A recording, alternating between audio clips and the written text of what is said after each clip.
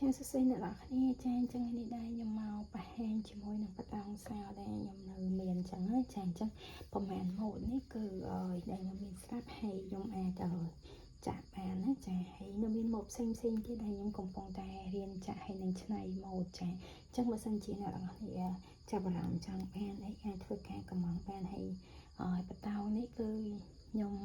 លក់$1កន្លះហើយអ្នកគ្នាលុយខ្មែរស្មើនឹង$6000ចានេះគឺរៀងពិបាកដែរអ្នកនរគ្នាឃើញវាទូចអញ្ចឹងប៉ុន្តែចំណាយពេលចាក់យូរមែនតើចាមួយថ្ងៃអីខ្ញុំឈៀតពេលចាក់អីអាចចាក់បាន2ទៅ3អីចឹងអ្នកគ្នាចាហើយចឹងអានេះរូបលប៉ះអ្នកនរគ្នាហើយអានេះគឺយើងមានរូបផ្សិតអ្នកនរគ្នាចាហើយអានេះរូបstrawberry ចាstrawberry ហើយអូខេអានេះរូបបែបក្បាលខ្លះខ្ជូតចឹងគ្នាដែរនេះអានេះរូបនេះខ្ញុំរៀនចាក់ដំបូងវារៀងអត់សូវស្អាតទេអ្នកគ្នាតែក្រោយមកគឺវានឹងល្អប្រសើរឡើងវិញចាហើយអានេះអូខេអានេះនឹងរូបអីអ្នកគ្នា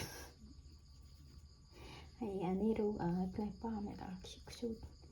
ហើយចង់ប្រាប់ថារូបទាំងអស់ហ្នឹងគឺ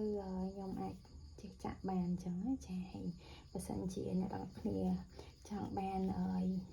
រូបផ្សេងម៉ូដផ្សេងពណ៌ផ្សេងអីអ្នកនរគ្នាអាចឆាតមកខ្ញុំបានអញ្ចឹងណាបើសិនជាខ្ញុំអាចនឹងធ្វើឲ្យអ្នកនរគ្នាបានខ្ញុំនឹងទទួលធ្វើអញ្ចឹងណាចាហើយខ្ញុំក៏មានទទួលធ្វើបដងសោសម្រាប់បើសិនជាបងមានបំណងចង់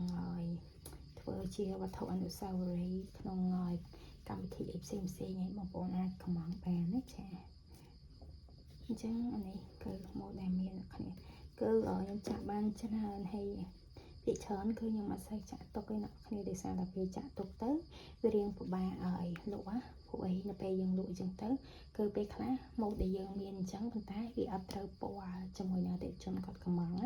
ចាអញ្ចឹងអានេះវាគ្រាន់តែជាម៉ូដទុកសម្រាប់បង្ហាញឲ្យអ្នកទាំងអស់គ្នាបានមើលអញ្ចឹងបើសិនជាអ្នកគ្នាចង់បានអី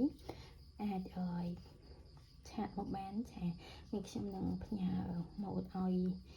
អ្នកទាំងអស់គ្នាបានមើលកាន់តែច្បាស់អញ្ចឹងចាហើយ